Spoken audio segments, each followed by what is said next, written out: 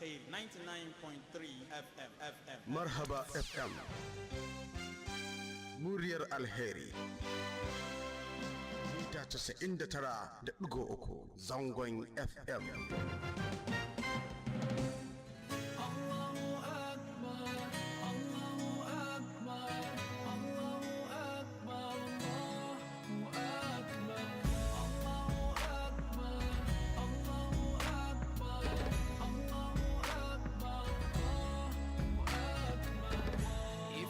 Ask me about love and wanna know about it. My answer will be it's everything about Allah and pure love to our souls, the creator of you and me, the heavens and the whole universe, the one that made us whole and free, the guardian of his true believers. So when the time gets hard, there's no way to turn. As he promised, he will always be there to bless us with his love and his mercy. 'Cause as he promised, he will always be there. He's always watching us, guiding us, and he knows what's deep in our hearts. So when you lose your way, to Allah you should turn. 'Cause as he promised, he will always be there. He brings us out from... Assalamu alaikum masu sauraronmu. Idris Abdullah Bako ke muku barka da warhaka, kuma na muku barka da sake saduwa da ku a cikin shirin Tarihin Al'umma Ci Gaban Al'umma. Shiri ne da yake gayyato wato malaman addinin musulunci da masana daga bangarori daban-daban inda muke tattaunawa da su akan al'amuran addininmu da ci gabanmu baki daya. Haka kuma muke karanta littattafai da za su taimaka mana addininmu da zamantakewarmu. Kuna sauraron mu kai tsaye akan tashar Marhaba mita 99.3 zangon FM wacce ke lamba 4 Star Avenue a Kukumlimli a nan cikin birnin Accra. Haka kuma zauna kuma shi suke sauraron mu su ma kai tsaye akan tashar Alpha FM mita 104.9 zangon FM. Ƙungiyar Icodes a karkashin jagorancin Shaikh Mustapha Ibrahim take daukar nauyin kawo muku wannan shiri a daidai wannan lokaci a rana irin ta yau. Alhamdulillah, kamar yadda muka alkawarta cewa a yau insha Allah za mu gudanar wato da musabaqa ko quiz akan littafin da muka kammala karantawa mai suna Introduction to the History of the Glorious Qur'an, wato gabatarwa zuwa ga tarihin Alkur'ani mai girma. Wato wannan littafi Shaikh Mustapha Ibrahim ne ya rubuta, ni Idris Abdullah Bako tare da taimakon Malam Hamis Khalil muka fassara kuma muke karanto muku a cikin wannan shiri, ko kuma muka karanto muku a wannan shiri. Wato muna da sakonni daga Icodes wanda yake za mu dan ja birki kaɗan da waɗannan sakonni domin kuwa ba mu da lokaci sosai saboda wannan quiz, amma abin da yake da akwai shine akwai an raba jakukkuna na makaranta da littattafai da kayan rubutu kamar yadda muka faɗa a wancan mako an bayar a nan Accra. Haka kuma an je an raba waɗannan kayayyaki a can ƙasa Najeriya a jihar Kano. Domin haka insha Allah akwai wasu ayyuka kuma da aka bubbuɗe, za mu jinkirta wa'innan sakonnin a shirinmu na gaba. insha Allah za mu kawo cikakken bayani game da su. Domin haka muna so mu shiga cikin shiri domin muna buƙatar lokaci a shirinmu na yau saboda musabaqar da za mu yi. A cikin gida muna tare da baƙi da za su taya ni tafiyar da wannan quiz namu domin kuma su shaida kuma a samu adalci ya tabbata. Baƙi, salamu alaikum wa rahmatullahi ta'ala wa barakatu. Wa alaikum salam wa rahmatullahi ta'ala wa barakatu. To a takaice ina jin za su gabatar da kansu in yi so sai mu shiga cikin shiri insha Allah. Ina jin da farko malam bismillah. To dai alhamdulillahi rabbil alamin, gaisuwa zuwa ga musulmai baci daya. Assalamu alaikum wa rahmatullahi ta'ala wa barakatuh. Na'am. Ni sunana Alhaji Sidu Santana. Na'am. Ni ne Kai ne ni ne chairman Zongo Communicators Alliance. Na'am. Na'am, na Zongo. Na Zongo. Sai Assalamu alaikum wa rahmatullahi ta'ala wa barakatuh. Ni ce Hannatu Sabon Zango. na'am. Ni ce yan communicators. Kina cikin communicators. Na'am. To muna da Muhammad Tahir wato wanda aka fi sani da Bishop, shi ma ma'aikaci ne na kungiyar ICODES. Haka kuma muna tare da Malam Muhammad Khamis Khalil wanda yake tare muka saba tafiyar da wannan shiri, yana cikin gida da su za mu tafiyar da wannan shiri na yau insha Allahu. That means wato muna da wato judges da yawa kenan waɗanda za su taimaka aiki ya tafi kamar yadda ya kamata. To kamar yadda kuka sani dai mukan dan samu korafi cewa 'yan kira wato masu kira sukan dan yi kira idan suka kira ba sa samun shigowa, wato ku communicators Malam Zaidu Santana kuna shiga wanda yake yawanci su suna so su shigo ba su samun shiga.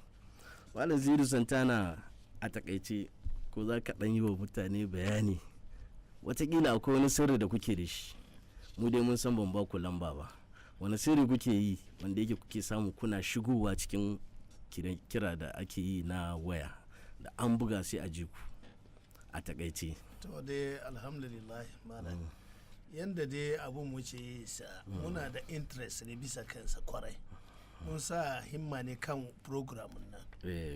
Muna zama mutum guda yana iya rika telefon daya guda uku, guda fudu. Kana zama da matanka ta rika guda, kai ka rika biyu, diyanka ya rika wani. Haka nan ne nomba biyu na muka iya tagace nomba guda kan foni biyu, nomba guda kan foni biyu. Amma bayan studio nan ne ce ba mu nomba wani separate nomba ba, saboda mun yi interest, mun sa hankalin mu kan waɗannan ababai. Da hostar na ya riga ya ce za mu bude layin telefon, ta wannan lokaci communicator sun fara buga numbers. Kamin ya zo ya sace layin na dole zai samu ya shiga cikin waɗannan fon sun an samu ɗaya ya samu ya shiga cikin waɗannan fon uku fudun na za a samu ɗayan da zai shiga.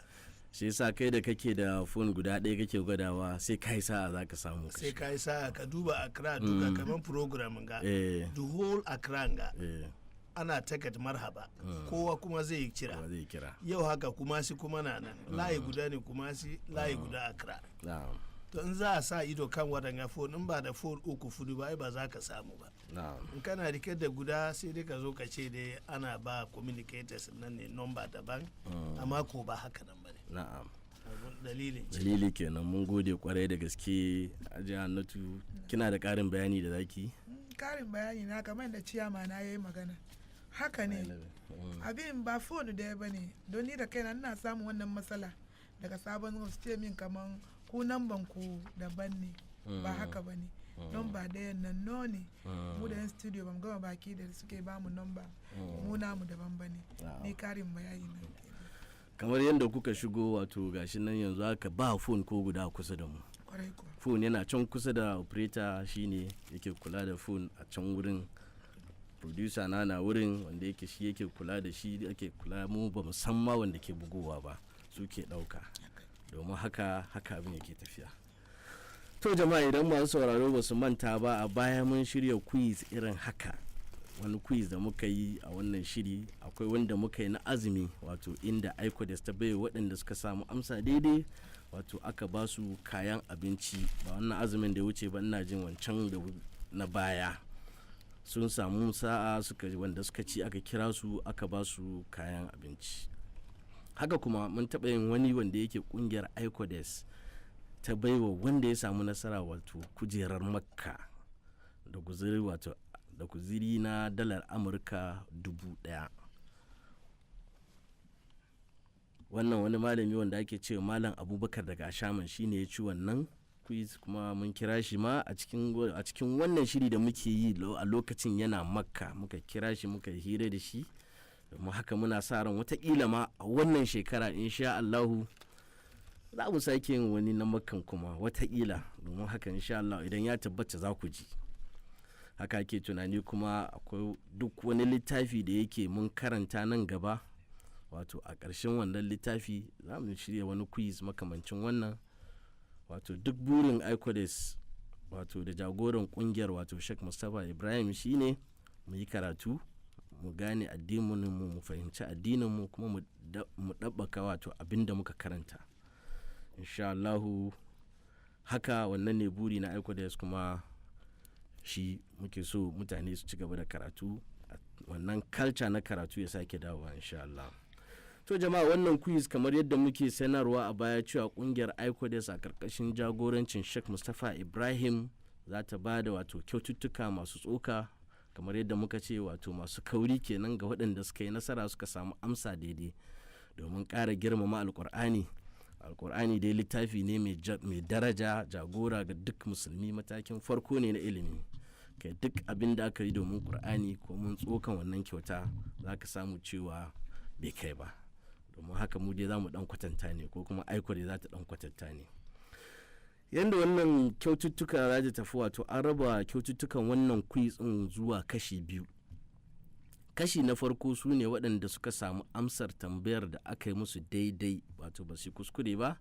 Idan tambayar kuma tana da 'ya'ya ne, sun samu waɗannan 'ya'yan daidai. Wato idan tambaya ce wanda yake akwai misali, idan aka ce mutum ya lissafa sunayen wasu sahabbai ko kuma wasu surorin Qur'ani a ce guda 5, idan ya samu duka daidai, wato ya samu amsa daidai kenan, yana cikin kashi na farko. Kuma a cikin wannan kashi na farko mutane 3 za a baiwa kyauta a wannan kashin, wato akwai wanda zai zo na 1, na 2, na 3. Idan mutanen da suka samu amsa sun fi 3, to akwai ballot da za a yi, ko kuma za a yi ƙuri'a, wanda yake muna da baƙi a nan. Akwai wato Alhaji Sa'idu Santana da Hajiya Annatu da kuma wato Alhaji Tahir, wato wanda aka fi sani da Bishop. Za a yi ƙuri'a wato a ƙarƙashin jagorancin wato Malam Hamis, domin a samu waɗanda suka samu ansa. Sai waɗanda suke kashi na biyu, wato su ne waɗanda idan suka samu rabin amsa daidai, wato ai musu tambayar na da 'ya'ya 5 sai suka iya suka faɗi 3 daidai, to waɗannan suna cikin kashi na biyu. Idan ka faɗi 2 maimakon 5, baka samu dabi ba, domin haka baka ciki, baka samu amsa daidai ba kenan. Shi yasa 'yan kashi na biyu ya kamata ka samu 3 ko fiye da haka. Bayan mun kammala sai aka samu kashi na farko ko na biyu waɗanda suka samu amsa daidai sun fi 3 nan. To a nan bakin mu za su yi ballot ɗinsu, sai a fidda 3 daga cikinsu. In ko mutane 3 ne suka samu daidai, wato babu ballot kenan. Ballotin da za a yi kawai sai dai a samu wanda za a bawa na 1 ko na 2 ko na 3.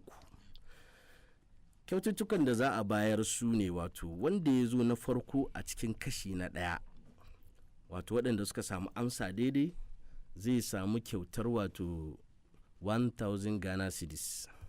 1000 din nan shine wato kudin da miliyan 10, da agogo, da Qur'ani, da kuma littattafai wanda yake kungiyar Aikodes ta buga, da wasu littattafai. Wanda ya samu na biyu za a ba shi zai samu wato 800 Ghana cedis, wato miliyan 8 kenan kudin da, shi ma da agogo, da Qur'ani, da littattafai. Sai na 3 zai samu 500 cedis, wato miliyan 5 kenan, da agogo, da Qur'ani, da littattafai, a kashi na farko kenan.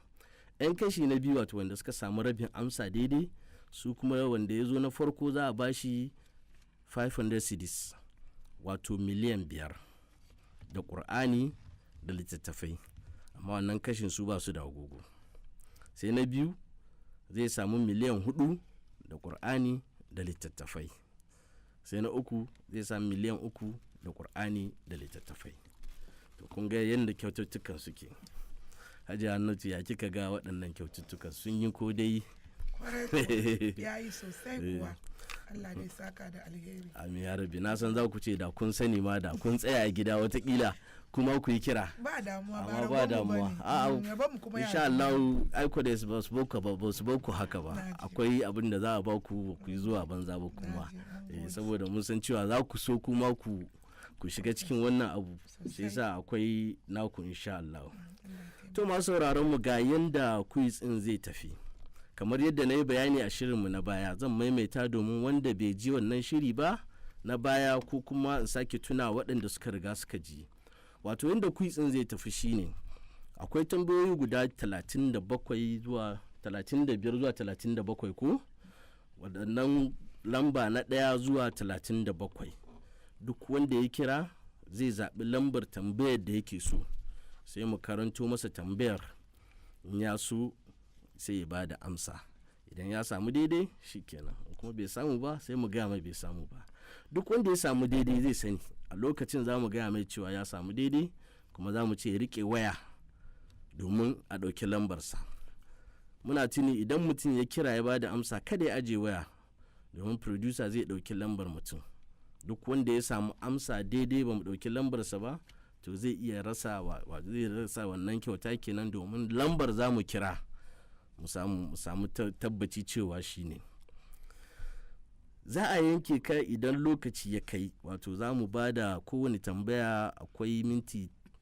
1 muka ba kowace tambaya in tambaya ne mai 'ya'ya biyu kowane tambaya yana da 30 seconds kenan domin haka za ka yi sauri ka ba da amsa din minti 1 in tambaya ce guda 1 kana da minti 1 idan kuma mai biyu ne kana da second 30 kowace tambaya domin haka idan mutum ya samu ya sauri ya ba da amsa idan lokaci ya kai an yanke mishi wanda ya samu amsa daidai za a sanar da shi nan take ya yi daidai wanda kuma ba samu daidai ba a ƙarshen shiri za mu ba da amsoshin tambayoyin nan da ba iya an amsa ba insha Allahu idan muna da lokaci za mu ba da amsoshin duka Allah ya baiwa mai rabo sa'a amin domin haka za mu je hutu kaɗan idan mun dawo sai ku ɗauko pen ku shirya za mu ba da lambobin da za a kira in mun dawo lambar kuma shi daban na Accra daban duk wanda ya shiga lambar wani za mu yanke shi kuma ko da yake akwai waɗansu za su yi su shiga su shammace mu ba mu gane ba to wannan duka ko ya samu amsa daidai ku sani cewa amsan nan ba Accra price nan ba Accra za a bayar ba wanda ya ci na Accra za a bashi wanda ya ci na kumashi za a bashi sai san kai dan Accra ne ka kira na kumashi to kumashi za a kai price ɗinka haka kuma idan kai dan kumashi ne ka ce kai kana Accra nan za a bayar kuma ba za mu sanar da lokaci ba kawai gaba ɗaya za mu sanar domin haka lokaci ya tafi idan mun dawo za mu shiga cikin quiz mu gaba ɗaya Allah, a pure love to our souls, the creator of you and me, the heavens and the whole universe, the one that made us whole and free, the guardian of his true believers. So when the time gets hard, there's no way to turn, as he promised he will always be there to bless us with his love and his mercy, 'cause as he promised he will always be there. He's always watching us, guiding us, and he knows what's deep in our hearts. So when you lose your way, to Allah you should turn, 'cause as he promised he will always be there. He brings us out from the darkness into the light. To jama'a barkanmu da dawowa lambobin da za a kira mutanen Accra za su kira mu akan 0302264269 zan maimaita 0302264269 'yan Accra kenan 0302264269 'yan kuma shi za su kira 0302230442 'yan kuma shi za su kira 0302230442 0302230442 lambar 'yan kuma shi kenan domin haka idan mutum ya kira ya faɗi sunansa ya faɗi garin da yake ko kuma unguwa sai ya tafi lambar da yake so. Wa alaikas salam wa rahmatullah, wa ke magana kuma daga ina? Malam Janku Nuruddin ne daga kasuwa. Na'am, Majid. Nuruddin. Na'am, Malam Nuruddin, bismillah, zaɓi lamba. Janku number 1. Number 1. Malam Nuruddin, number 1. Tambayar ka ta ce menene bambancin mu'jizar Alkur'ani da sauran mu'jizozin annabawa. Mu'jizin Alkur'ani shine Qur'ani na nan. Yau zuwa ranar duniya Qur'ani mu'jiza ne na tabbata. Mu'jiza ne tabbatacce. Tabbatacce mu'jiza ne. Yana nan tabbatacce. Yana nan har tashi alkiyama. Har tashi alkiyama. Na'am. Malam Nuruddin mun gode kwarai da gaske ka samu amsa daidai. Kai ka fara samun daidai a yau. Domin haka ka shirya kada ka aje waya akwai wanda zai dauki namba ga kai sauri ka ba da namba sai ka aje saboda wanda zai shigo na gaba. Salamu alaikum muna da wani akan layi. Salamu alaikum. Hello. Salamu alaikum wake magana kuma daga ina? Abdulhamid ne daga kuma sai. Na'am Abdulhamid bismillah. Na'am. Namba nawa kake so? Abin number 2 ne. Number 2? Na'am Abdulhamid number 2. Tambayar ka tambayoyi ne guda biyu. Na farko yace a takeice me ake nufi da nasikh wal mansukh? Ana nufin me? Nasikh wal mansukh. Ma'anar nasikh wal mansukh. Na farko kenan menene ma'anansu a cikin Qur'ani?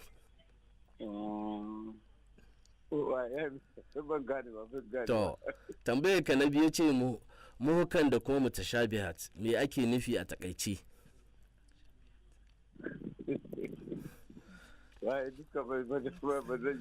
To shi kenan. To wa godiya. Sai ka sake gwada ba yanzu ba dai ba yau ba sai dai zuwa wani lokaci kuma insha Allah. Na'am. Salamu alaikum. Na ji muna da wani akan layi. Salamu alaikum. Yan Accra suna da 0302264269. Yan kuma shi na da 0302230442. Kuna sauraron shirin Tanmiyatul Umma Ci Gaban Al'umma kuma muna quiz ina ji muna da wani akan layi. Salamu alaikum. Idan kun kira ku rage rediyon ku domin ku yi magana da ku akan layi. Salamu alaikum. Wa alaikum salam. Na'am wake magana kuma daga ina? Maulaya daga Bauchi. Na'am Maulaya bismillah. Number 3. Maulaya number 3. Tambaya na uku. Ya ce wane ne ya fassara Qur'ani da harshen Turanci? Wanda ya fara fassara Qur'ani da harshen Turanci mun kawo shi a cikin littafi a karatunmu.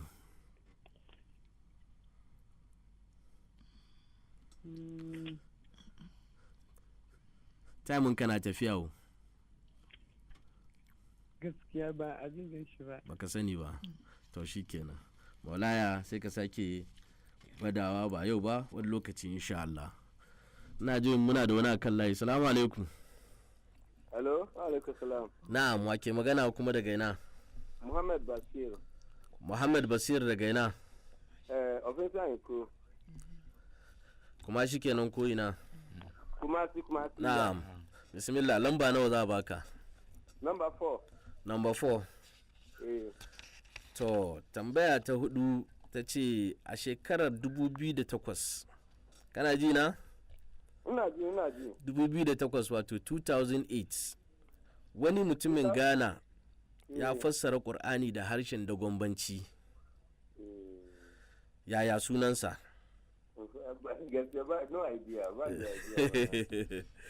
Ba ka da idea ko? To shikenan. Sai ka sake gwadawa next time insha Allah. Salamu alaikum. Wa alaikum salam. Muna da wani akan layi wake magana kuma daga ina? Wani Alhaji Bayawa ne na zo zangon. Alhaji Bayawa an gaishe ka bismillah. To Allah sa mu dace da alheri. Amin ya rabbi. Question number 7. Question number 7 bari duba. Number 6 number 7. Na'am. Alhaji Bayawa. Na'am. Yace da Sayyidina Usman halifa na 3 ya sake hada Qur'ani. Kana ji na? Na'am. ya aika da kwafin waɗannan ƙur'ani zuwa waɗansu centers wato cibiyoyin musulunci na lokacin guda 7. Kuma duk inda ya kai wannan kwafi akwai ƙari ko kuma waɗansu gwanayen karatun ƙur'ani da ya haɗa domin su je su karanta waɗannan su gwada wa waɗannan mutane yadda ake karatun ƙur'ani. Daga ciki na ɗaya zan lissafa ma guda 3 sai ka bani center kowane guda sai ka ce min ga center da yake. Na farko zai dan sabit wani center ya je ina ya je wani gari ya je wani gari aka tura shi zai dan sabit.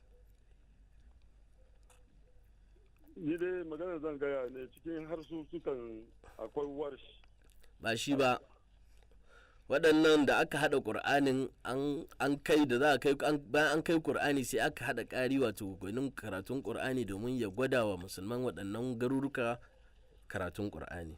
Akwai zai dan sabit, akwai abdullah dan as, akwai amr dan qais, dukansu an tuttura su garuruka guda 3 ka bani sunan garurukan. Akwai kasan yaman, akwai kasan kowane suna zaka kira ka bada garin lokacin ka na tafiya. To no idea to insha Allah Alhaji Bayawa sai ka tara nan gaba insha Allah. Assalamu alaikum. Hello, assalamu alaikum. Na'am, wake magana kuma daga ina? Malam Kasim ne daga Bukenso. Na'am, Malam Kasim, bismillah. To tambaya na 4 nake so. Tambaya na 4 an amsa. Aha, to na 6 ba. Na 6 to. Tambaya na 6. Na'am. Kawo mana asbabun nuzul ko kuma dalilin saukar suratul Masad. Suratul Masad, dalilin da yasa aka saukar da wannan sura, asbabun nuzul.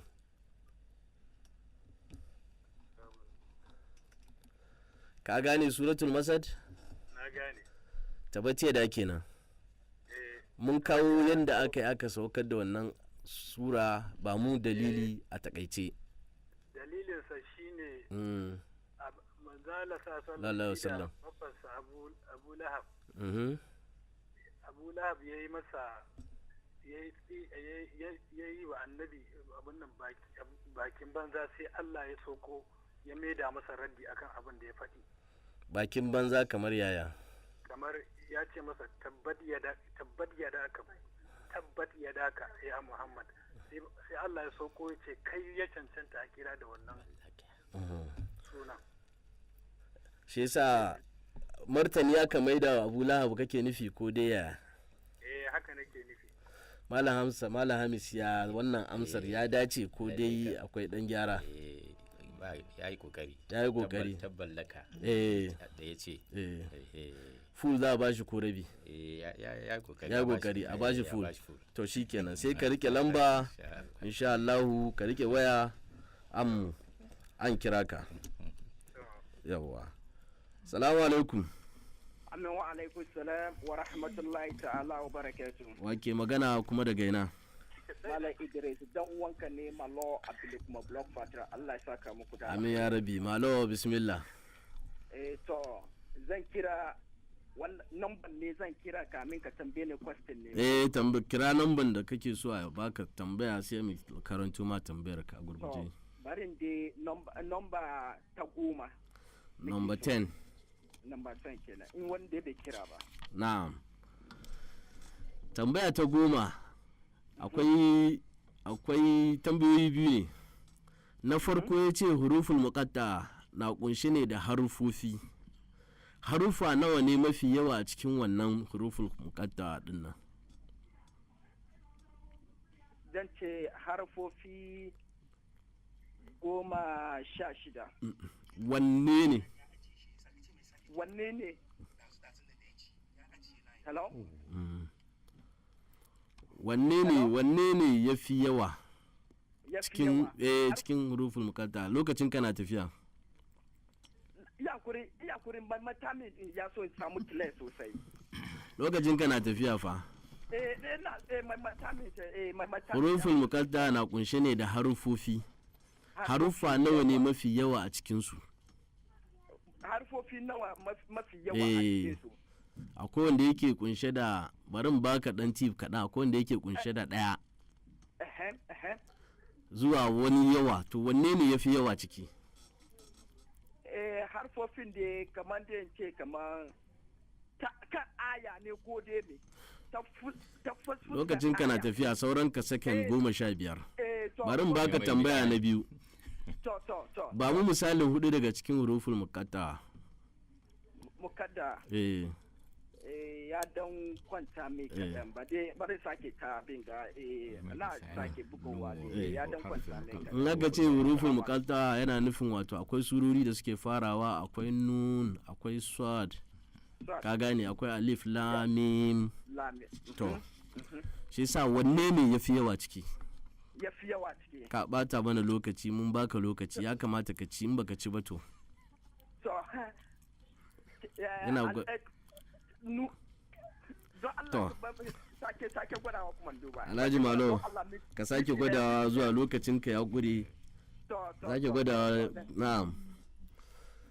To, salamu alaikum, muna da wani akan layi. Salamu alaikum.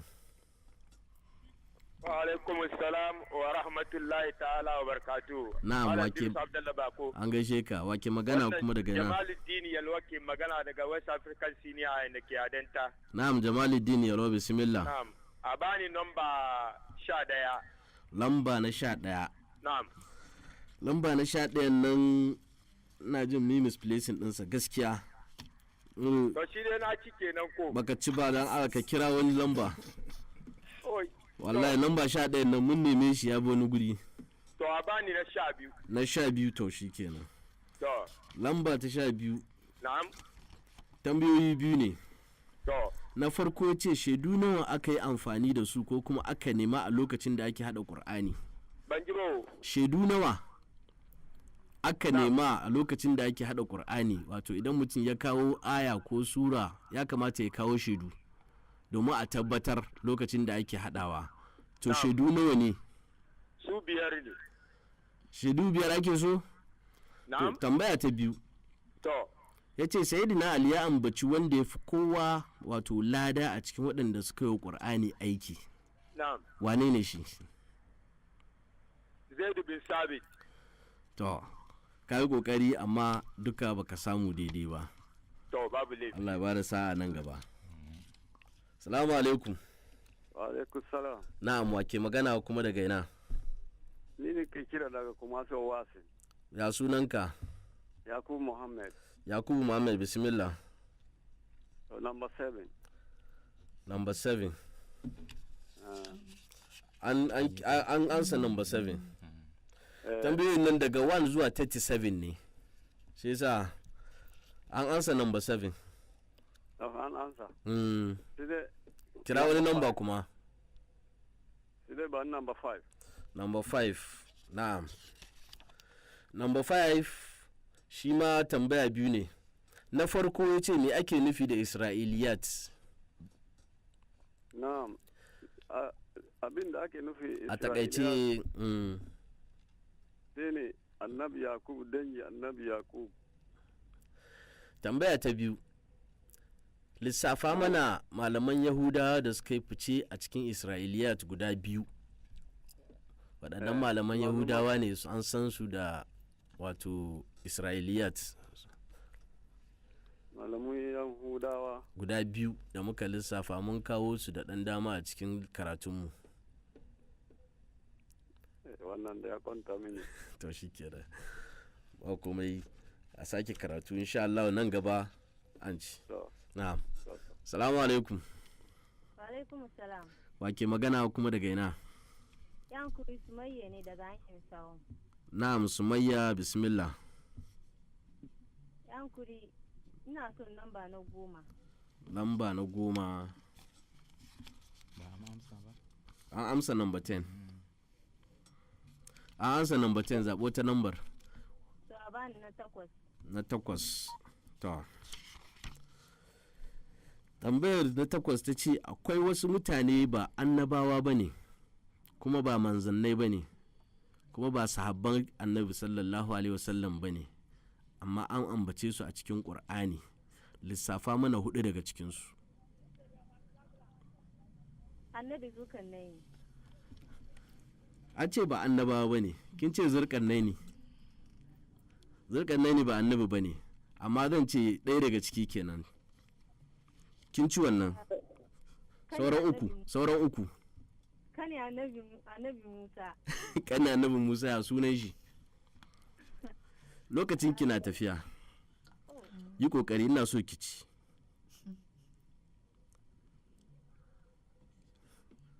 Yi kokari. Zurkannai ne kin ci wannan yayi daidai. Kai to ina jin sai ki yaƙuri ki sake gwadawa ku ta sauraron karatu da kyau insha Allah. Salamu alaikum muna da wani akan layi. Salamu alaikum. Salamu alaikum. Wa alaikum salam wa ke magana kuma daga ina? Yanku sunana Nawal Alhassan. Nawal Alhassan daga ina? Kuma shi moshi zango. To bismillah Nawal Alhassan. Lamba nawa kake so ko kike so? 13. Lamba 13 na'am. Lamba 13 ya ce a wurin wani sahabi aka samu ayar laqad ja'akum a lokacin da ake hada Qur'ani. Wannan ayar a wurin wani sahabi aka samu wannan aya. Wane ne wannan sahabin? No idea please. No idea. Tambayoyi masu saukin nan muna samun matsala to. Tun da muka fara mutane biyu ne suka samu amsa daidai ga lokaci na tafiya ku yi kokari salamu alaikum. Salamu alaikum. Wa alaikum assalam. Na'am wake magana kuma daga ina? Ni ne Malam Isa dan Kano. Na'am Malam Isa dan Kano bismillah lamba nawa? Lamba 8. Lamba 8. Na'am an amsa lamba 8. To a ba mu lamba 7. Duka an amsa. Ɗaya zuwa 10 saura lamba 9 kaɗai ya rage. To 37. 37 na ƙarshe kenan. Na'am. Kana ji na? Ya ce ba mu sunayen ƙabilu ko al'ummu guda 5 da aka ambace su a cikin Qur'ani. Al'umma. Ko ƙabilu. Misali a duniya ko? Wanda sunansu ya fito a cikin Qur'ani. Na'am. Hashim. Hashim. Bani Hashim. Akan da ba da haka ka kira su a Qur'ani ba. Na'am a cikin Qur'ani? Ba da haka ka kira su ba. Na'am. To Allah samu. To mu ce barin taimake ka Qurayshawa kenan. Wani Quraysh. To ba kawo waɗansu kuma. Sauran 4. Wani Isra'il. Wani Isra'il. Allah samu da shi. Allah kan faɗi madada. Amin ya rabbi. To mun gode. Na'am. Salamu alaikum. Salamu alaikum. Muna da wani akan layi. Wa alaikum salam wa ke magana kuma daga ina? Dan daga murya ba mu jinka. Sunana Umar ina kira daga Newtown. Umar Newtown bismillah. Lamba nawa kake so? 21. Na'am. Lamba 21 ya ce akwai sahabbai guda 7 da Imam Buhari ya kawo sunayensu wanda yake sun haddace Qur'ani a farkon musulunci. Lissafa mana 4 daga cikinsu.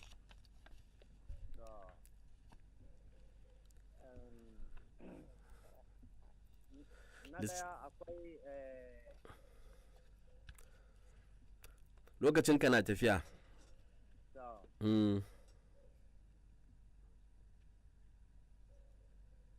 Akwai Zaidi. Zaid bin Thabit to ɗaya kenan.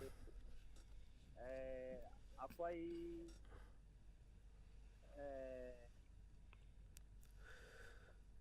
sauran ka second 30.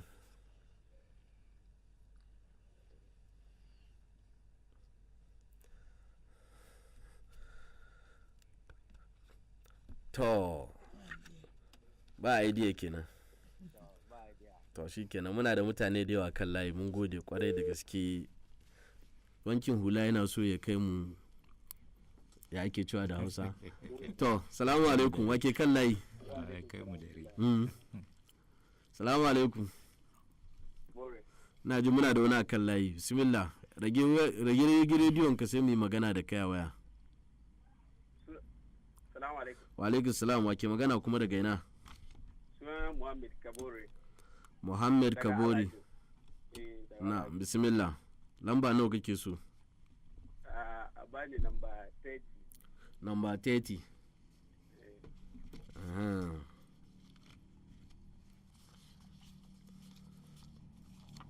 Lamis.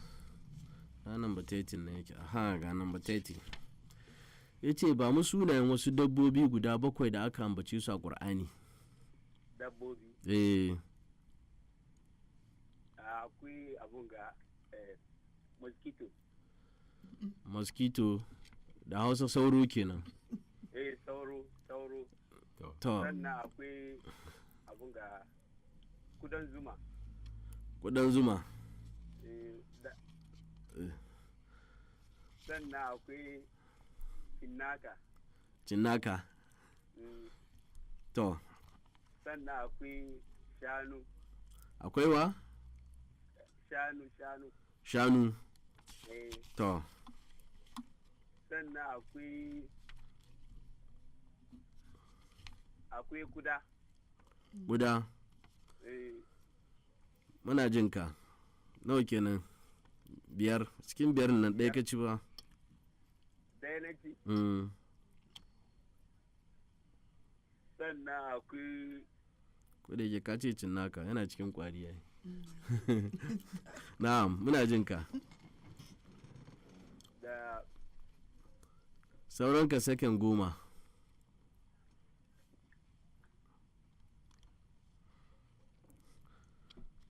To, insha Allah sai ka tara shiri na gaba wani lokacin insha Allah ka samu amsa daidai watakila. Salamu alaikum, muna da wani akan layi. Salamu alaikum. Wa alaikum salam wa rahmatullahi ta'ala wa barakatuh. Na'am, wake magana kuma daga ina? Muhammadu Bakar ke magana daga Darin Naduwa kuma shi a Babu Station. Na'am, Muhammadu Bakar, bismillah. To, aban namba 18. Namba 18. 17-18, na'am. Namba 18 ya ce akwai malamai biyu fitattu da suka fassara Qur'ani da Hausa. Ba mu sunayensu. Da Hausa? Sun fassara Alkur'ani da Hausa. Na farko, Ashai Mahmudu Gumi. Ɗaya kenan. Na biyu kuma, Mala Samadu daga kuma shinan. Ban taba ganin wannan Qur'anin ba. Zan baka wani chance kuma. Sake gwadawa. Ba tafsirin Qur'ani na rediyo ko wani a tara mutane wanda ya buga ake karantawa. Na'am. Sauran ka saken 10.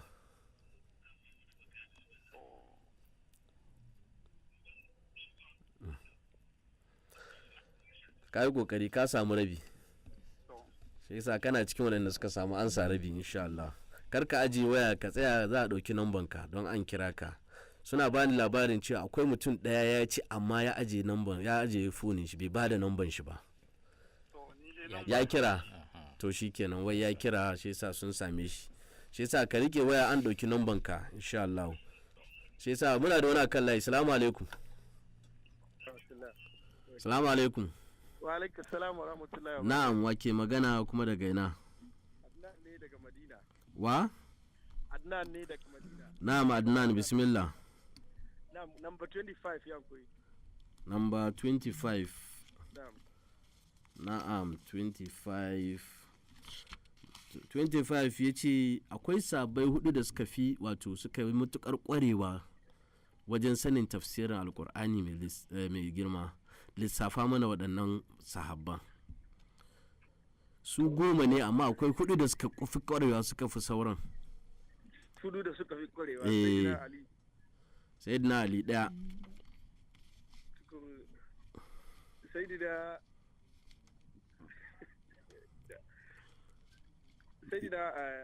yi kokari Usman ba shi ciki sauri lokacin kana tafiya Zaid bin Sabit zai dan sabit shi ba tafsiri ya kware ba shi mahaddaci ne batun tafsiri muke yi sauran ka saken 15 sai dina Usman ba shi ciki gaskiya yi kokari ka samu ɗaya kaga sai a baka rabi ina so ka ci sauran ka saken 5 saken 5 yayan sai dina a su suna ciki a to sai next time insha Allah sai ka sake bugowa na'am salamu alaikum muna da wani akan layi wa alaikum assalam Allah ta'ala wa barakatuh na'am wake magana kuma daga ina malam Musa Washington su na'am malam Musa bismillah to a bani namba 10 namba 10 an ansa to zaɓuwar namba okay a bani ai sauri muna da mutane a kan layi 15 to lamba 15 ya ce tafsiri iri nawa muke da su lissafa mana su ban ji ka ba tafsir iri nawa muke da su ya kuriwo tafsiri iri nawa ne wallahi ba na jin ka da kyau kana ji na yanzu hello ka bar jin rediyo ka ji ne akan foninka ka ji ne akan foninka ka bar jin rediyo ka saurari na foninka tafsiri iri nawa ne ka lissafa waɗannan tafsiran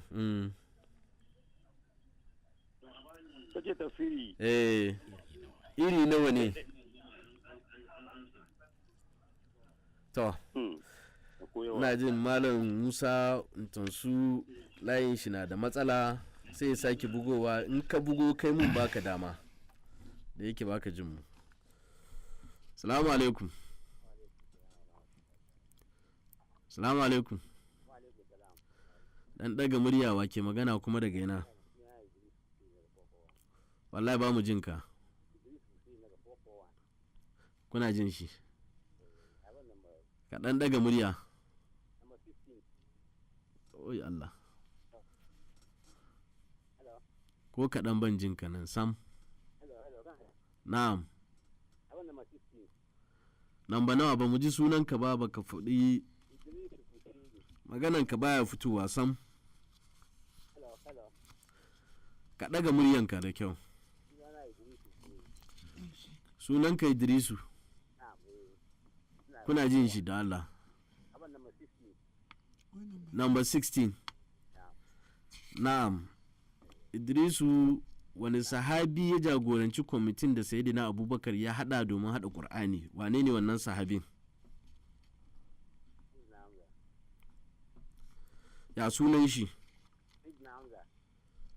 ba shi bane zan baka guda ba shi bane to tambayanka na biyu mala'iku nawa ne aka ambaci sunayensu a cikin Qur'ani ba mu uku daga ciki mala'iku guda nawa aka ambace su a Qur'ani lissafa mana uku daga ciki Jibril to ɗaya kenan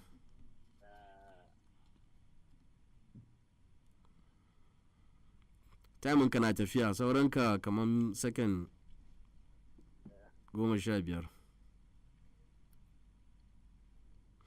dannan tambayoyi ne masu sauƙi muke bayarwa amma ba ma samun ansa inda ya kamata bismillah sauranka sakan 5 ga lokacinmu ya tafi sosai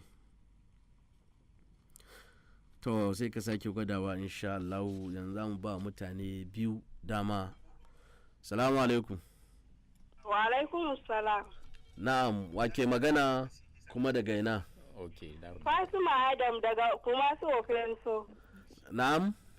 Fatima Adam. Na'am, Fatima Adam, bismillah. Tambaya na 16. Na 16. An ansa. 17. 17, to. Tambaya na 17 ya ce, masana ƙur'ani sun kasafta surorin ƙur'ani ta hanyar wato tsawonsu zuwa ɓangarori 4. Ba mu biyu daga cikinsu. Masana ƙur'ani. An raba ƙur'ani zuwa ɓangarori guda 4 yanda yake da saboda tsawonsu. Tsawon shi. Ba mu guda 4 daga ciki, ba mu biyu daga cikin waɗannan.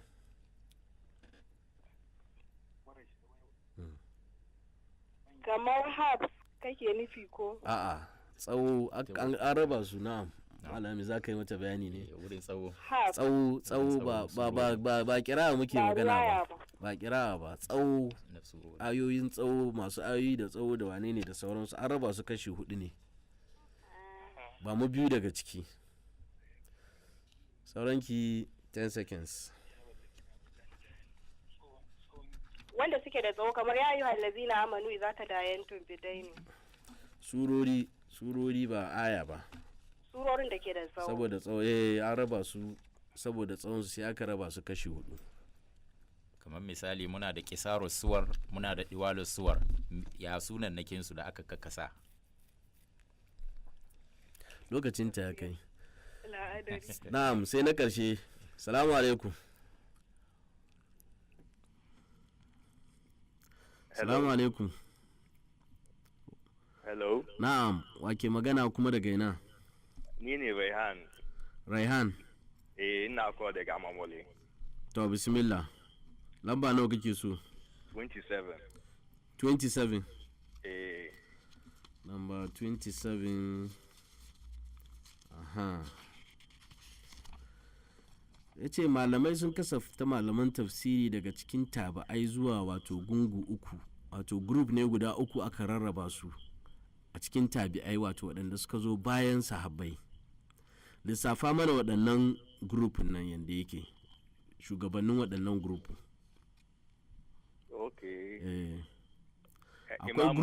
Akwai grupin Makka, akwai grupin Madina, akwai grupin Iraq. To ba mu sunayen shugabannin waɗannan groups. Imam Malik ba shi. Hanbali. Ba su ba ne. Ya gane, bai gane ba daji, ko kuma bai sani ba ne. Kana da idea, in ba ka da idea saboda lokaci. No idea. Yauwa, to mun gode kwarai da gaske. Na jin lokacinmu ya tafi, domin haka waɗanda suka samu amsa daidai Malam Hamis guda nawa ne? Guda 2 ne da rabi. Wanda ya samu rabi fa? Da rabi. Guda shi ne rabi ɗin. Na'am. 2 suka samu full. Saura 1 ya samu rabi. Na'am. Wanda ya samu full shine wato Nuruddin ko? Na'am. Ya samu full. Sai Malam Kasim wa mun ce na ƙarshe ya ƙare. Sai Malam Kasim shi ma ya samu ansa daidai. Na'am. Sai rabi na naduwa ya samu daidai. Rabi ya samu naduwa.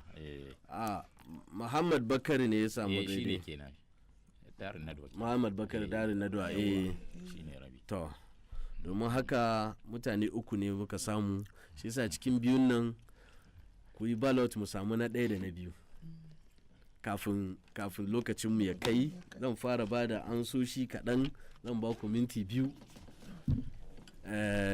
mu samu na 1 da na 2 ko? Saidu Santana, Malam Hamis da Hannatu, ku duba ku san ku yi ballotin, sai ku ba mu na 1 da na 2 domin san abin da za su ci. Yawa, kafin su gama cikin tambayoyin da muka yi, akwai tambaya na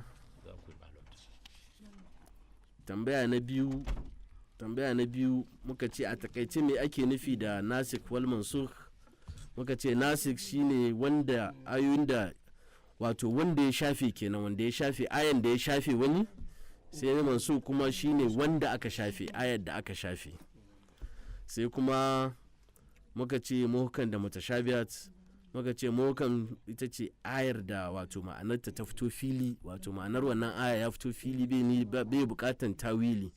Sai mutashabihat wanda ma'ana bai fito fili ba. A takaice amsar waɗannan tambayoyi kenan. Na'am, sai tambaya ta gaba wanda ba a samu ansa ba, lamba tambaya ta 3 ya ce wane ne ya fara fassara Qur'ani da harshen Turanci? Muka ce wato George Seal ya fassara Qur'ani da harshen Turanci a shekarar 1734, wato 1734. Kun gama? An gama? To lokacinmu ya kai, domin haka insha Allahu waɗannan tambayoyi a shirinmu na gaba da ikon Allah mun amsa su gaba ɗaya domin masu sauraron mu su ji, in kuma an sake wani shawara ne kun ji da ikon Allah. Domin haka yanzu haka wane ne ya zo na farko a cikin waɗanda suka samu amsa daidai? Shi wanda ya cancanci na farko shine number 1. Number 1 wanda ya zo na farko shine wato Nuruddin kasuwa. Shi ya samu na ɗaya, domin haka yana da 1000 Ghana cedis, 10 million kenan, 10 million kudin da agogo da Qur'ani da kuma littattafai. Sai wane ne na biyu? Na biyu kuma number 6. Number Malam Kasim Ofinso, kai ne ka zo na biyu, shi yasa kana da 8 million kudin da agogo da kuma da littattafai da Qur'ani. Sai kuma a kashi na biyu wanda ya samu rabi shi ne wato number 18 shi kadai ne, shi yasa ba ya ballot ba, shine Muhammadu Bakari kenan ko? Shi kuma zai samu wato 5 million kenan, ya samu 5 million da littattafai da Qur'ani ko? To yanda ta kasance kenan, an aje kuɗi da yawa amma mutane kaɗan suka ci, wanda yana gwadawa ba mu nazari da kyau, domin haka mu ƙara yin nazari insha Allah, domin wanga na gaba ya so a samu a ci da yawa. Aikodes na so a ci, amma ga yadda ta kasance. Domin haka lokacinmu ya kai ga Hausa tana nan tana ta hararana insha Allah. A ƙarshe akwai bai ɗan jawabi, muna da kamar minti 2. Malam su ba wani jawabi da nazari wanda ke son littafin shi Tarihul Qur'an akwai shi insha Allah, in ya zo Shaikh Mustapha zai samu mai insha Allah. In ka zo kungiyar Aikodes akwai shi, nawa ke siyarwa ma? Kamar to next time mun ka zo mun ba da kuɗin, kada mu faɗi kuma ya zama na ba daidai ba ne. insha Allah mun zo mu faɗi, akwai littattafan Aikodes daban-daban insha Allah, muka zo mun faɗi, ya so ku zo kungiyar Aikodes ku samu. Malam Sayidu Santana, Alhaji Sayidu Santana, kada in cire ma tun da sassafa haka. Alhaji Sayidu Santana, mun gode kwarai da gaske da ka zo.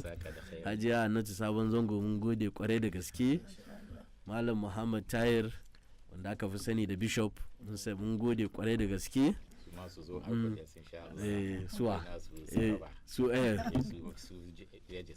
Jeji su suna nan, su da tsarabar su za su tafi gida. Tsarabar su za su tafi gida. Insha Allah.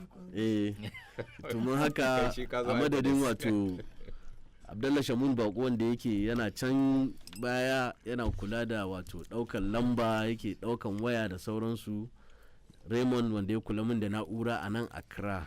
Akwai Audu Zaid, wanda ya kula da na'ura daga Kumashi. Insha Allah yan Kumashi ku saurare mu, wanda ya ci daga Kumashi za mu aika da saƙonka ta hanyar wato Alpha Radio, in Allah da an kira ka ka zo ka karba. Domin haka sunana Idris Abdullah Bako, sai ce salamu alaikum wa rahmatullahi wa barakatuh.